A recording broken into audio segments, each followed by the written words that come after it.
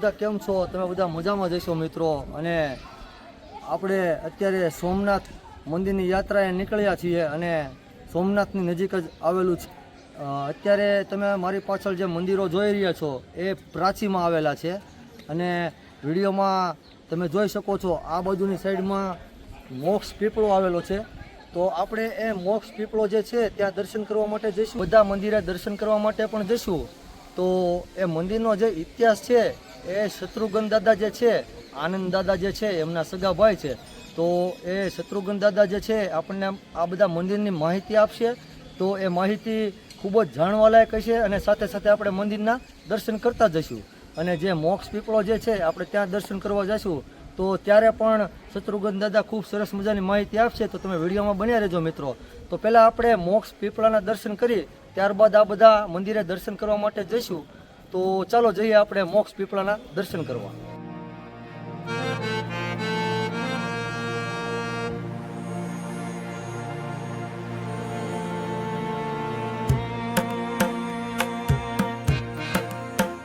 અને મિત્રો તમે વિડીયોમાં જોઈ શકો છો આ છે સરસ્વતી ઘાટ પ્રાચી તીર્થધામ। તો સામે જે દાદા ઊભા છે એમનું નામ જ છે શત્રુઘ્ન દાદા, જે આપણને આ પ્રાચીના પીપળા વિશે અને અહીં આજુબાજુ આવેલા બધા મંદિરો વિશે માહિતી આપશે અને દર્શન કરાવશે। તો હવે આપણે જઈએ એ મોક્ષ પીપળાના દર્શન કરવા। તો તમે વિડીયોમાં બન્યા રહેજો મિત્રો। હર હર મહાદેવ। તો મિત્રો આપણે હવે એકદમ નજીક પહોંચી ગયા છીએ આ પ્રાચીનો જે પીપળો છે ત્યાં। અને વિડીયોમાં મિત્રો તમે દર્શન કરી શકો છો એ પીપળાની શાખાઓના। તો હવે આપણે દર્શન કરીએ ત્યાં જઈને।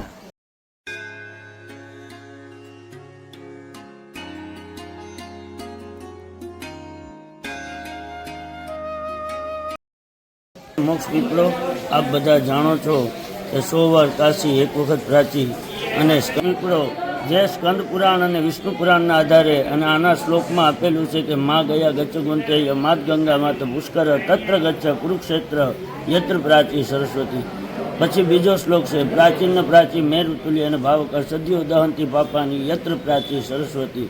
જ્યારે પાંડવો હસ્તિનાપુરની ગાદી માટે યુદ્ધ કર્યું, એમાં ગુરુ હત્યા, બ્રહ્મ હત્યા, ભ્રાતૃ હત્યા આદિ હત્યાઓ કરી તે એને એનું નિવારણ કર્યું અને આ પ્રાચીને વરદાન આપ્યું કે અમે કલિયુગની અંદર કોઈ પણ માણસ અહીંયા આવશે તો એ બધા પોતાના પૂર્વજો પાસે 3 લોટા પાણી રેડી અને એના પૂર્વજોને મોક્ષ ગતિની પ્રાપ્તિ કરાવશે। પછી ભગવાન કૃષ્ણએ 56 કુળના યાદવોનો અહીંયા ઉદ્ધાર કર્યો અને એને બધાને સદગતિ અને મોક્ષ ગતિ આપી। ભગવાન કૃષ્ણએ ઉદ્ધવજીને પહેલું ભાગવતનું જ્ઞાન આ પ્રાચીના મોક્ષ પીપળે આપેલું। એટલે જ કહેવાય છે કે 100 વાર કાશી એક વખત પ્રાચી।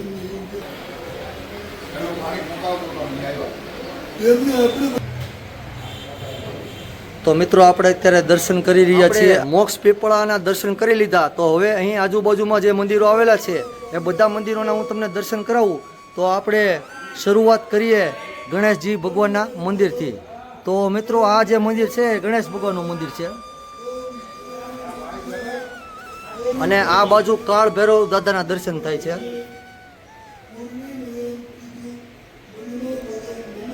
અને મિત્રો આ છે બટુક ભૈરવનું મંદિર। અને મિત્રો આ પીપળાનું ફરતે છેલ્લું મંદિર છે જે પવન પુત્ર હનુમાનજી મહારાજનું છે।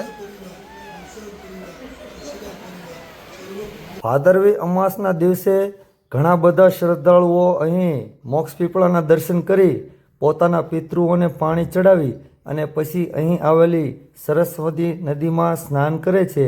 તો વિડીયોમાં બન્યા રહેજો મિત્રો। થોડી વાર પછી આપણે સરસ્વતી નદીના દર્શન કરીશું।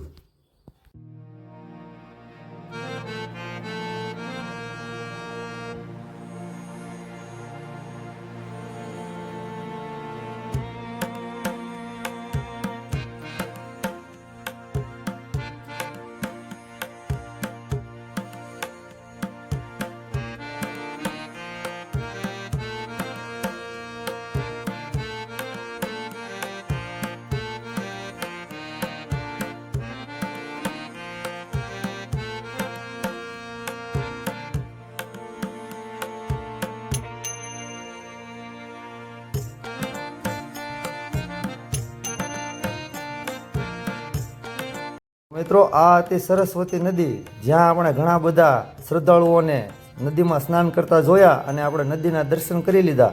તો હવે આપણે ફરીવાર જઈએ શત્રુઘ્ન દાદા પાસે. આજે આપણે પ્રાચી પીપળાના દર્શન કર્યા અને દાદાએ આપણને ખૂબ સરસ મજાની માહિતી આપી, શત્રુઘ્ન દાદાએ. તો દાદા, હવે આપણે આગળ જે મંદિરો છે એમાં પહેલા કયા મંદિરે દર્શન કરવા જશું? પેલા મહાદેવના 5 જ્યોતિર્લિંગ જે પાંડુએ બેસાડેલા જ્યોતિર્લિંગ છે એના દર્શન કરવા જવાના છે. તો ચાલો મિત્રો, તમે પણ અમારી સાથે આ વિડીયોના માધ્યમથી એ 5 શિવલિંગના હું તમને આ પ્રાચી જે ધામ છે આવેલા છે ત્યાં એ બધા મંદિરો, તો એમના દર્શન કરાવો. દર્શન કરવા જઈ રહ્યા છીએ સરસ્વતી નદી કિનારે આવેલા આ ભવ્ય મંદિરમાં. એ મંદિરમાં આજુબાજુના મંદિરોમાં 5 પાંડવો દ્વારા શિવલિંગ સ્થાપિત કરવામાં આવ્યા હતા. તો એ બધા શિવલિંગે આપણે દર્શન કરીશું. તો તમે વિડીયોમાં બન્યા રહેજો મિત્રો.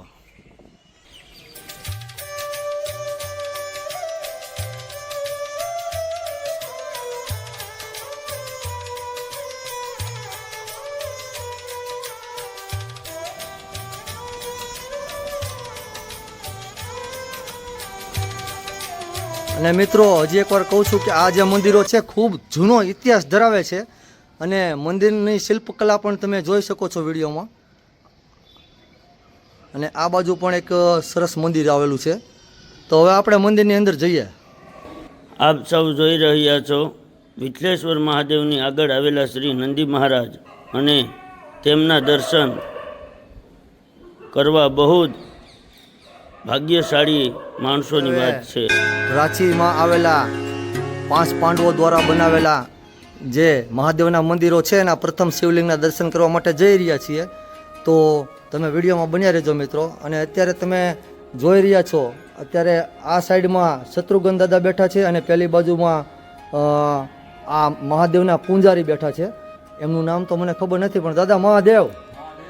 તો હવે આપણે કરીએ દર્શન મહાદેવના. મિત્રો, અહીં કાચબાજી બિરાજે છે, આ બાજુ ગણેશજી બિરાજે છે અને આ બાજુ પવનપુત્ર હનુમાનજી મહારાજના દર્શન થાય છે તમને. તો મિત્રો, આ મહાદેવના મંદિરના પહેલાં હું તમને દર્શન કરાવી દઉં, ત્યારબાદ શત્રુઘ્ન દાદા થોડી માહિતી આપશે આ મહાદેવના મંદિર વિશે. તો તમે પહેલાં દર્શન કરી લ્યો. હર હર મહાદેવ, જય ભોળાનાથ. પાંડવોના મોટાભાઈ જે યુધિષ્ઠિર રાજા હતા એમને પોતે પોતાના હાથ બળથી આ વિઠ્ઠલેશ્વર મહાદેવને બિરાજમાન કર્યા છે. અને આ આદિકાળ, આદિમધ્ય અને અનંત એવા શ્રી વિઠ્ઠલેશ્વર મહાદેવ જેનું સ્વરૂપ સ્વયંભૂ પ્રગટ થયેલું છે એના આપ સૌ દર્શન કરી રહ્યા છો. તો મિત્રો, દાદાએ ખૂબ સરસ મજાની માહિતી આપી. તો હવે આપણે જઈએ આગળના મંદિરે. મિત્રો, આપણે પ્રથમ શિવલિંગના દર્શન કરી લીધા. તો દાદા, હવે આપણે ક્યાં મંદિરે જઈશું? હવે આપણે દેવદેવેશ્વર મહાદેવના દર્શન કરવા જઈ રહ્યા છીએ. તો એ મંદિર ક્યાં આવેલું છે? અહીંયા બાજુમાં જ આવેલું છે. તો મિત્રો, તમે જોઈ શકો છો આ જે મંદિર સામે દેખાય છે એ દેવદેવેશ્વર મહાદેવનું મંદિર છે. તો આપણે ત્યાં પણ દર્શન કરવા માટે જઈશું. તો અહીં તમને પહેલાં નંદી મહારાજના દર્શન થાય છે. તમે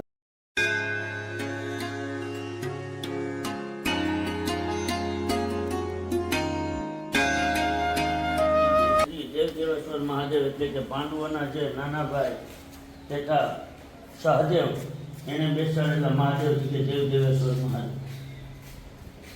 તો મિત્રો, દાદાએ જે વાત કરી એ ખૂબ જૂનો ઇતિહાસ છે અને અત્યારે આપણે એ મહાદેવના પણ દર્શન કરી શકીએ છીએ. તો બોલો હર હર મહાદેવ. હર હર મહાદેવ.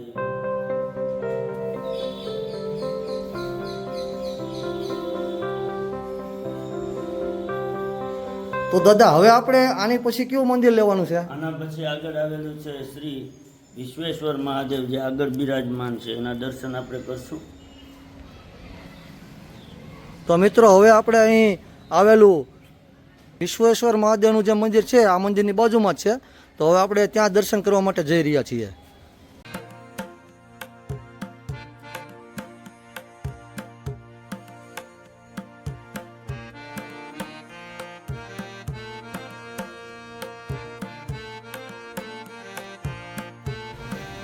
તો મિત્રો, આ મંદિર પણ ખૂબ જ જૂનો ઇતિહાસ ધરાવે છે. તો આપણે ઇતિહાસ વિશે થોડી વાત કરીએ.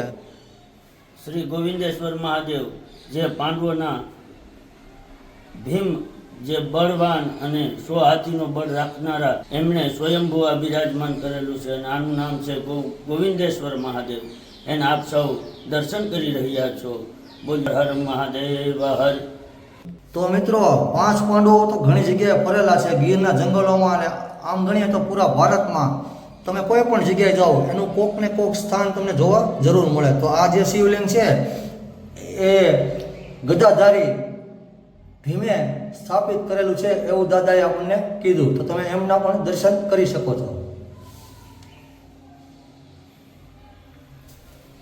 તો આપણે મિત્રો આ પરિસરની અંદર જેટલા મંદિર હતા એ બધા મંદિરે દર્શન કરી લીધા. તો આપણે આ પરિસરથી આપણે બહાર જઈએ ત્યાં માધવરાયજીનું એક મંદિર આવેલું છે. તો માધવરાયજીના મંદિરે જતાં પહેલાં અહીં રસ્તામાં તમને એક ભવ્ય ભગવાન શિવનું મંદિર જોવા મળે છે. તો આ મંદિરની અંદર જે શિવલિંગ છે એ શિવલિંગનો આકાર ઘણો મોટો છે. આપણે એમના દર્શન કરીએ તો થોડી વાર તો તમને એમ જ લાગશે કે આપણે સોમનાથ મહાદેવની સામે ઊભા છીએ. શ્રી પુથેશ્વર મહાદેવ જે પૃથુરાજાએ સ્વયંભૂ બિરાજમાન કરી અને જે કોઈ પણ વ્યક્તિની ત્યાં સંતાનની પ્રાપ્તિ ન હોય તો એ આ પૃથુરાજા ભગવાન પૃથેશ્વર મહાદેવ પાસે આવી અને એ માનતા કરે એટલે એને ભગવાન ભોળાનાથ પોતે સંતાનની પ્રાપ્તિ કરાવે છે. જે પૃથુરાજાએ સ્વયંભૂ બિરાજમાન કરેલા છે. હર હર મહાદેવ.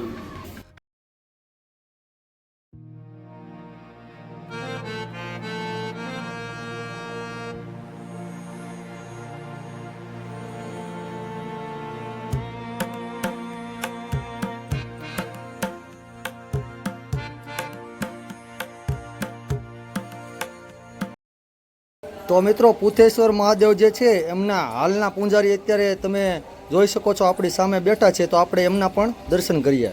મહાદેવ.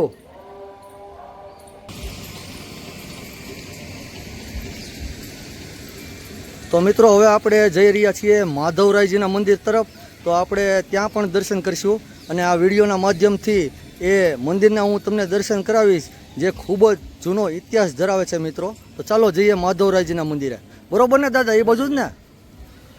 તો મિત્રો આપણે ફાઇનલી અત્યારે પહોંચી ગયા છીએ શ્રી માધવરાયજી પ્રભુ શ્રી લક્ષ્મીજી મંદિર, પ્રાચી તીર્થધામ. તો મિત્રો આપણે અત્યારે પહોંચી ગયા છીએ માધવરાયજીના મંદિરે. એ પણ પ્રાચી તીર્થધામમાં આવેલું એક મંદિર છે મિત્રો. પણ હું તમને એક વાત કરું છું કે અહીં વિડીયો ઉતારવાની અને ફોટા પાડવાની મનાઈ હોવાથી આ મંદિરની પૂરી વિડીયો તો નહીં બતાવી શકું, પણ હું તમને દૂરથી બતાવી દઉં કે આ જે સામે દેખાય છે એ જ છે માધવરાયજીનું મંદિર. તમે ગમે ત્યારે અહીં દર્શન કરવા માટે આવો તો બસ આ જગ્યાએથી તમારે નીચે ઉતરી જવાનું છે.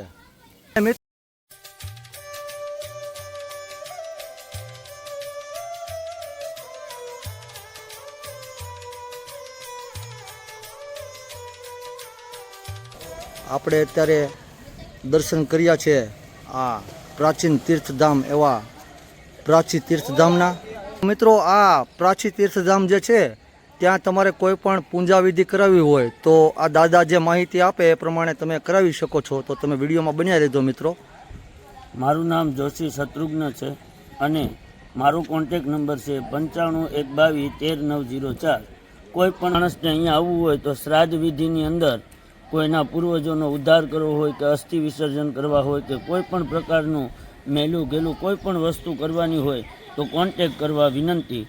નામ શાસ્ત્રી જોશી શત્રુઘ્ન. તો મિત્રો દાદાએ ખૂબ સરસ મજાની જાણકારી આપી આ વિડીયોમાં. તો હું એમનો કોન્ટેક નંબર પણ આ વિડીયોમાં મૂકી દઈશ. તો તમે એમના કોન્ટેક નંબરનો મતલબમાં કોલ કરી અને તમે કોઈ પણ વિધિ અહીં પ્રાચી ધામમાં આવીને કરાવી શકો છો. તો ચાલો મિત્રો હવે આપણે આગળ વધીએ. મિત્રો આજે આપણે પવિત્ર ધામ એવા પ્રાચી તીર્થધામ આવ્યા હતા અને આપણે બધા મંદિરોના દર્શન કર્યા અને સાથે સાથે માધવરાયજીનું જે મંદિર હતું એ મેં તમને આ વિડીયોમાં હું તમને બતાવી નહોતો શીખ્યો કારણ કે ત્યાં નિયમોનું પાલન કરવાનું હતું. તો આપણે જ્યારે સ્ટાર્ટિંગમાં વિડીયો જોયો ત્યારે ત્યાં મોક્ષ પીપળો જે છે એમના પણ મેં આ વિડીયો દ્વારા તમને બધાને દર્શન કરાવ્યા મિત્રો. તો આવી બધી વિડીયો જોવા માટે તમે મારી આ યુટ્યુબ ચેનલને સબસ્ક્રાઈબ કરજો, લાઈક કરજો અને કમેન્ટ કરજો મિત્રો. હવે આપણે જઈએ ઘર તરફ. તો બધા મિત્રોને હર હર મહાદેવ સાથે જય હિન્દ, જય ભારત.